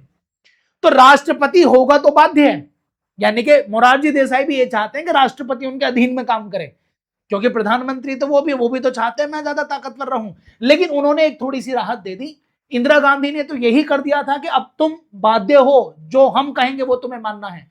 लेकिन मोरारजी देसाई थोड़े से करुणामय व्यक्ति हैं, उन्होंने कहा कि एक काम करते हैं, सुनिए मेरी बात, आप एक बार पुनर्विचार के लिए लौट आ सकते हैं। अगर पुनर्विचार में हमने संशोधन नहीं किया, बाध्य तो तुम हो ही। तो यहां पर दो बार ये ताकत जो है बदली गई है। पहले राष्ट्रपति बाध्य नहीं होता था, 42वें संविधान संशोधन में उसे बाध्य किया गया, और फिर 44वें संविधान संशोधन में राष्ट्रपति को पुनर्विचार के लिए लौटाने की एक ताकत दी गई। बाध्य वो आज भी है। अगर पुनर्विचार के बाद कोई संशोधन नहीं हुआ तो राष्ट्रपति द्रौपदी मुर्मू जी को यह बात जो भी मंत्रिपरिषद ने बोली होगी माननी होगी। ठीक है, यहां तक क्लियर हुआ? इससे आगे की तरफ चलूं? चलो तो फिर आगे की तरफ चलते हैं। आर्टिकल नंबर 75 जो बहुत इंपॉर्टेंट है, बहुत ही ज्यादा इंपॉर्टेंट है। ठीक है, बहुत ही ज्यादा इंपॉर्टेंट है, क्योंकि ये बताता है इस देश के प्रधानमंत्री और मंत्रिपरिषद के बारे में।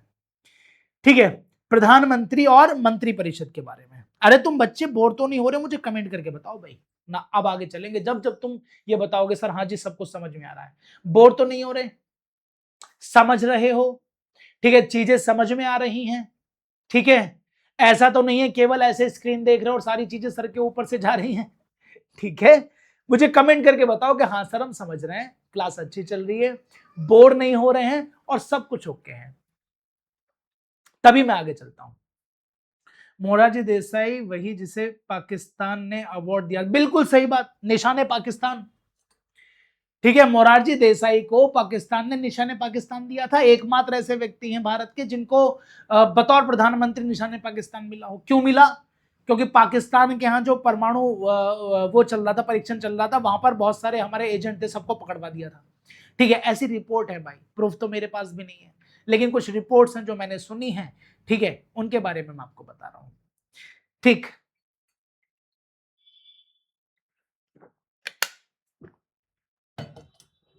मोरारजी देसाई पाकिस्तान के प्रति करुणामयी थे थोड़े से, ये बात सच है। मोरारजी देसाई बिल्कुल नहीं चाहते थे कि हम पाकिस्तान की तरफ थोड़ा सा कड़ा रुख करें। उन्हें ऐसा लगता था कि पाकिस्तान से हमें दोस्ती करनी चाहिए, और उसका एक बड़ा रीजन ये था कि देखो इंदिरा गांधी सरकार की बहुत कड़ी नीति ये थी कि 1971 में उन्होंने पाकिस्तान को तोड़ करके दो हिस्से कर दिए थे। अब अपोजिशन का काम क्या होता है? दुश्मन का दुश्मन हमारा दोस्त। तो इंदिरा गांधी का दुश्मन कौन था? पाकिस्तान। तो मोरारजी देसाई डेफिनेटली पाकिस्तान के बहुत ज्यादा क्या थे, मतलब उनके प्रति लगाव रखते थे कि अरे अरे पाकिस्तानियों के साथ तो इंदिरा गांधी ने गलत कर दिया, ठीक है तो मेरा साथ दो, इस तरीके से।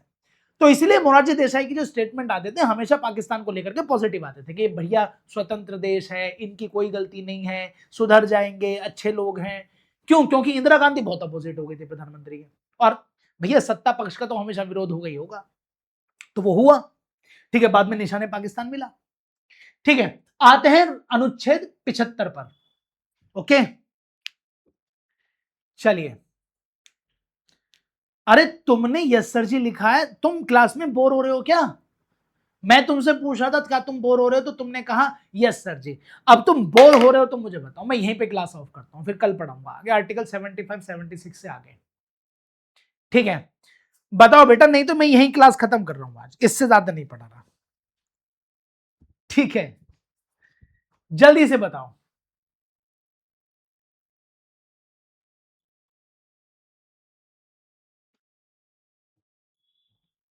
जल्दी जल्दी कमेंट करो, क्या यहां पर आप सब लोगों की एनर्जी खत्म हो चुकी है? ठीक है सर, इतना समझ गए हैं, पहले इसे रिवाइज कर लें। ठीक है, या मैं इससे आगे भी दो आर्टिकल है 75 76 पढ़ाऊं, या फिर 75 76 कल की क्लास से पढ़ाऊं? ठीक है, जल्दी बताओ।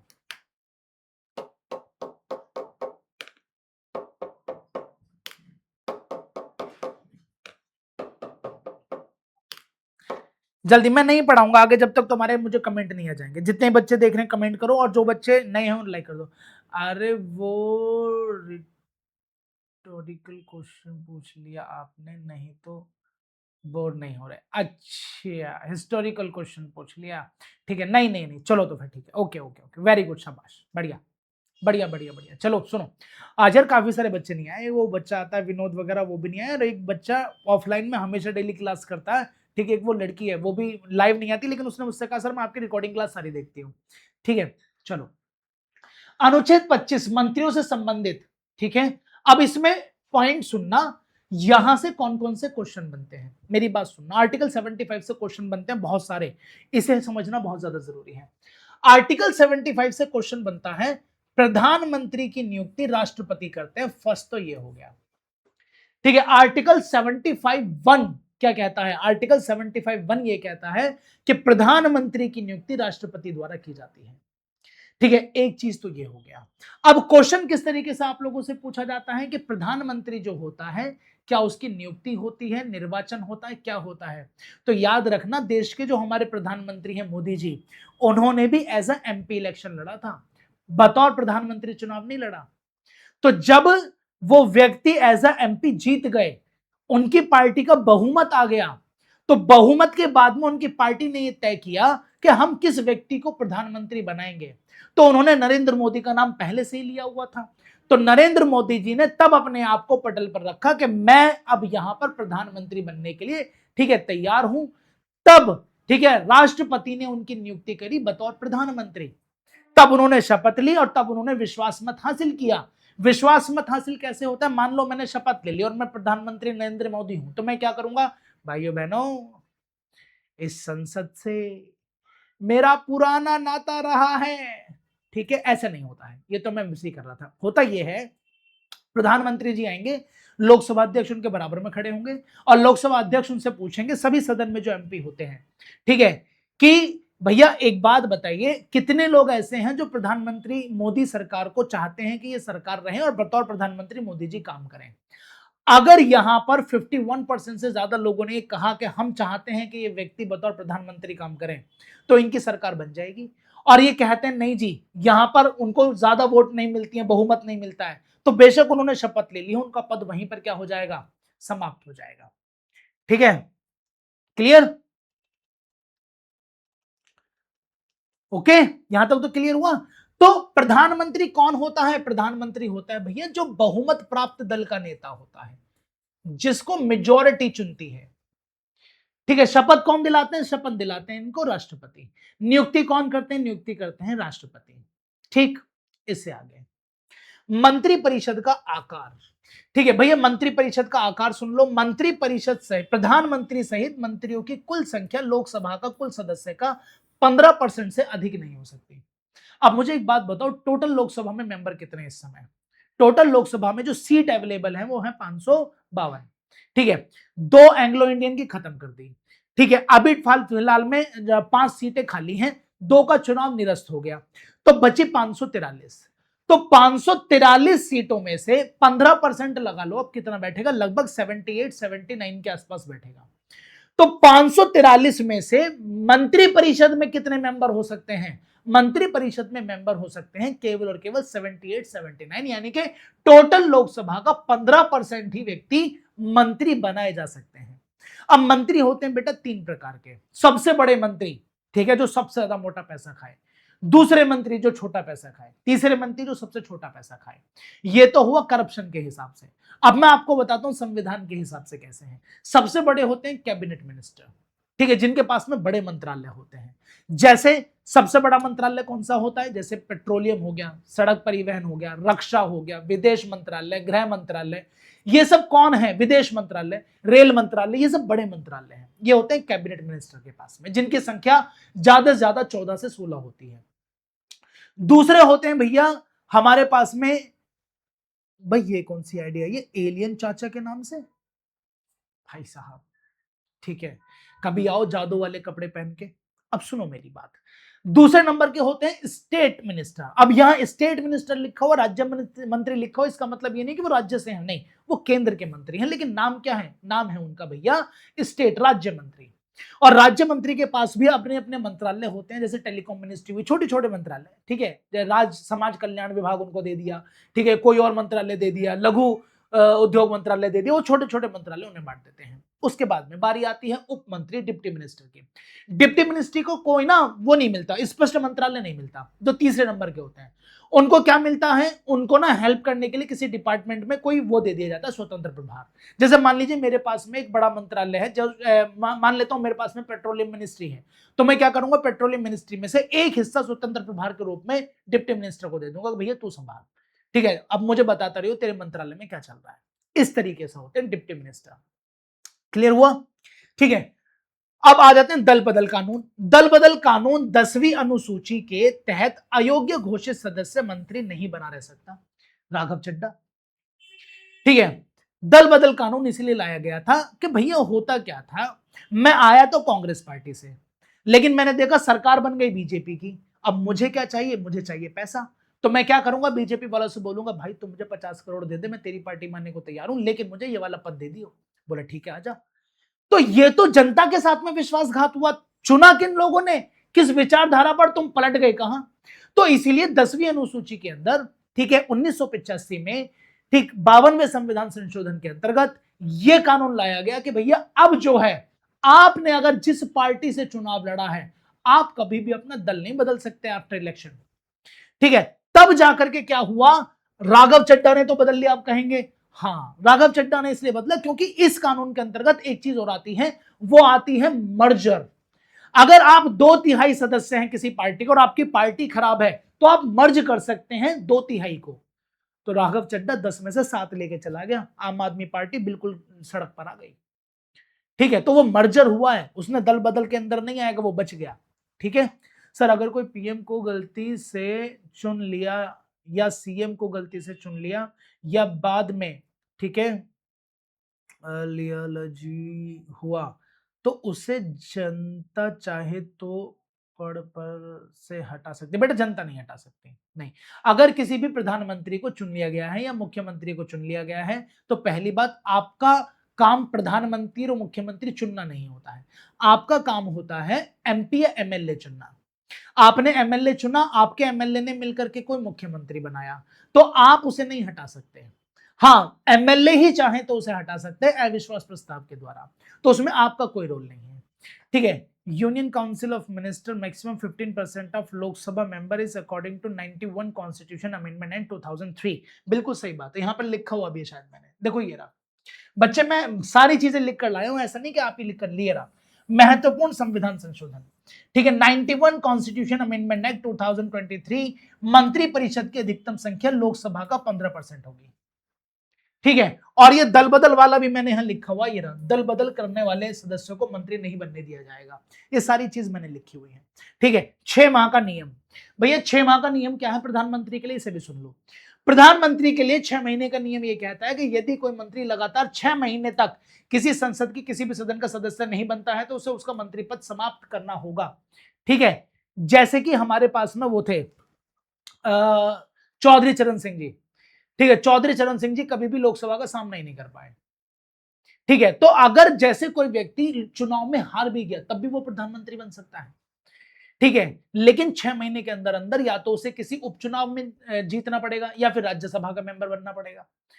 तो कोई भी व्यक्ति, ठीक है, चुनाव लड़ सकता है, कोई भी व्यक्ति, ठीक है, मंत्री बन सकता है चुनाव हारने के बाद में भी, लेकिन 6 महीने का नियम यह कहता है कि चुनाव जीतने के बाद 6 महीने के अंदर अंदर आपको सदन का सदस्य बनना पड़ेगा। ठीक, उसके बाद में बारी आती है कार्यकाल की। भैया मंत्री परिषद जो होते हैं वो प्रसाद पर्यंत, प्लेजर ऑफ प्रेसिडेंट पद पर रहते हैं।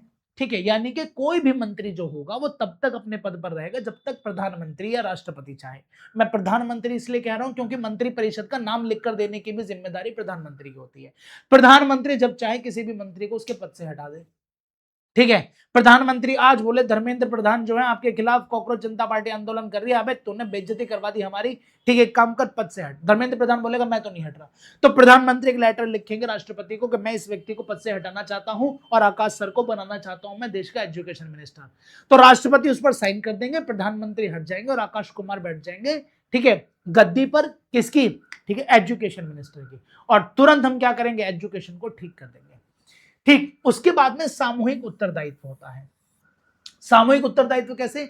पूरी मंत्रिपरिषद लोकसभा के प्रति सामूहिक रूप से उत्तरदायी होती है, यानी कि लोकसभा में जब तक एक बहुमत प्राप्त है, जब तक ही मंत्रिपरिषद काम कर रही है, जैसे ही बहुमत खत्म होगा तो समस्त मंत्रिपरिषद को भी इस्तीफा देना होगा।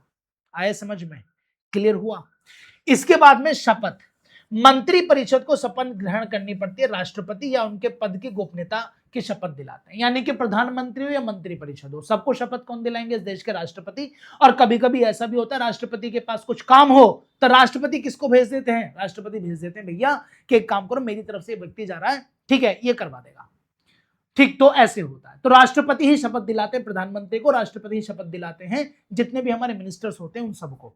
ठीक, उसके बाद में बारी आती है वेतन और भत्ते। भैया वेतन और भत्ते बड़े मौज मार के मिलते हैं ना, रात जो पार्लियामेंट होता है उसके अंदर बढ़िया मजबूत खाना मिलता है, 30-35 रुपए की बढ़िया थाली, ठीक है, चिकन विकन सब मिलता है अंदर, बढ़िया मौजगार।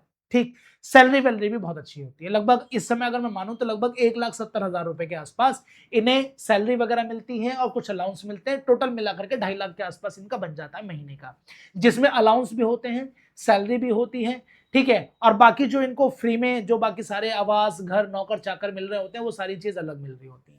ठीक, तो मौज की काट रहे होते हैं। तो ये आर्टिकल नंबर 75 भी हो गए यहाँ पर आप लोगों का कंप्लीट। ठीक है, इससे आगे की तरफ चलें, एक आर्टिकल रह रहा है बस आपका, आर्टिकल नंबर 76, फिर उसके बाद में क्लास खत्म।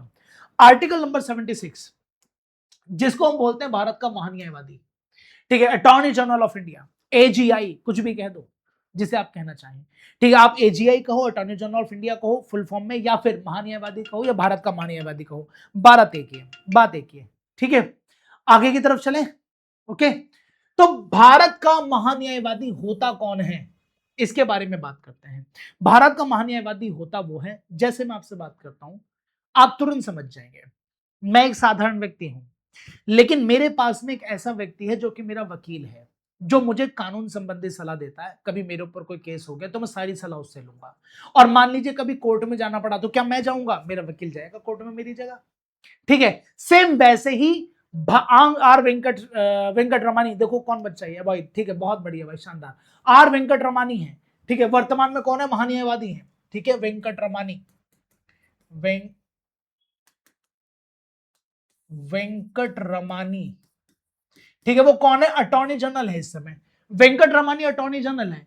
वो कौन है? वो सरकार के वकील के रूप में काम कर रहा है, सबसे बड़ा देश का विधि अधिकारी भी यही माना जाता है।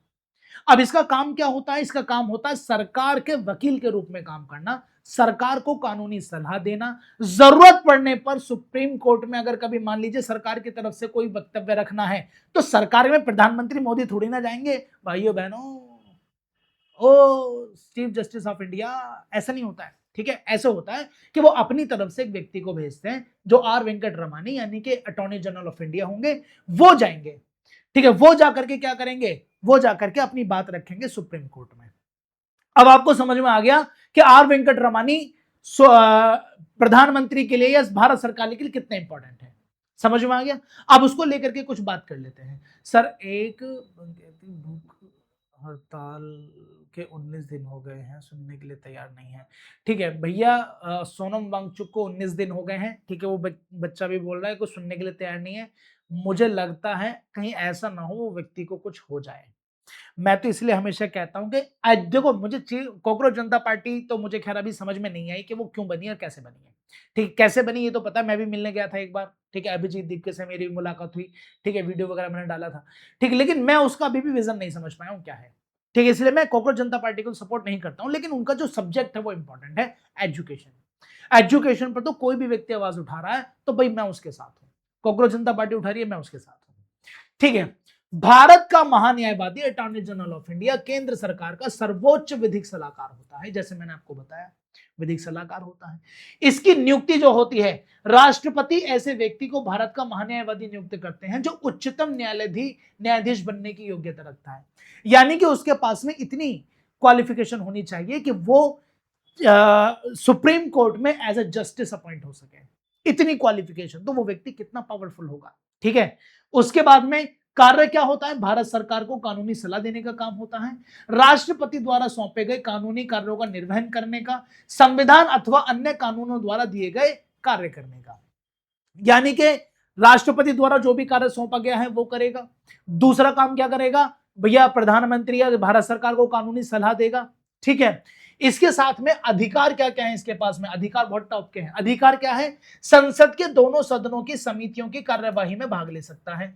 ठीक है, दोनों सदनों की समितियों की जगह यहां पर आता था सदनों की, तो दोनों सदन में बैठ सकता है, लोकसभा में भी और राज्यसभा में भी, और उनकी कार्यवाही में भाग ले सकता है, लेकिन वोट नहीं डाल सकता, लेकिन बोल सकता है। मान लीजिए कभी राहुल गांधी ने घेर लिया नरेंद्र मोदी जी को, बताओ जरा तुम इस विषय पर अपनी जानकारी दो, नरेंद्र मोदी को पता ही नहीं है, तो अपनी तरफ से किसे आगे कर देंगे, भैया कानून के बारे में तो ये बताएगा वेंकट रमानी, तो फिर वेंकट रमानी जवाब दे देगा। ठीक है, ऐसे होगा। क्लियर हुआ।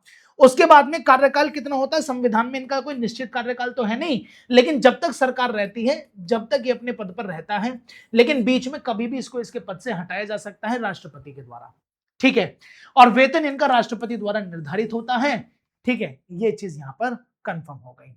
ठीक है, लोग इंदिरा गांधी को डिक्टेटर बुलाते थे, लेकिन जब सोनम वांगचुक के father Sonam Wangyal hunger strike पे थे, तो इंदिरा गांधी ने खुद जाके उनका स्ट्राइक खत्म करा था। ठीक है भाई, देखो ये तो मुझे भी पढ़ना पड़ेगा, ठीक है, इसमें कितनी बात सच है कितनी झूठ है, लेकिन मुझे इतना तो पता है वर्तमान में जो सरकार है वो थोड़ी सी जो है वो थोड़ी सी वो तो हो चुकी है, मतलब डिक्टेटरशिप पे जा चुकी है, तानाशाही चल रही है पूरी, किसी की एक सुनवाई नहीं होती। मैं ये नहीं कह रहा सब कुछ ही खराब कर रही है, कुछ चीजें बेहतर भी कर रही है, लेकिन जो बेसिक मॉडल है वो डिस्ट्रॉय हो गए हैं। ठीक, तो आज की क्लास यहां पर हो जाती है बेटा पूरी पूरी खत्म। आर्टिकल नंबर 63, 64, 65, 66, 67, 68, 69, 70, 71, 72, 73, 74, 75 और 76 ये मैं आप लोगों को करवा चुका हूं। ठीक है, और यहीं पर आज हम अपनी क्लास जो है वो खत्म करेंगे। आप लोगों को कैसी लगी कमेंट बॉक्स में जरूर बताएं। ठीक है, लाइक जरूर करें, दिल वाला बटन जरूर दबाएं, और कल मैं आप लोगों को स्टार्ट कराने जा रहा हूं पार्लियामेंट। ठीक है, तो कल पार्लियामेंट स्टार्ट करेंगे आर्टिकल नंबर 78 से, तो 77 और 77 और 79 से करेंगे, तो 77 78 क्या है ये मैं आप लोगों को बता दूंगा।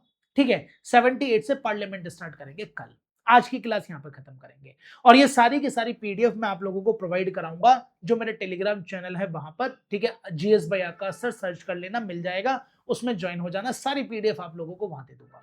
ठीक है बच्चों, चलो आज के लिए इतना ही। ठीक है, कल मिलता है, बाय।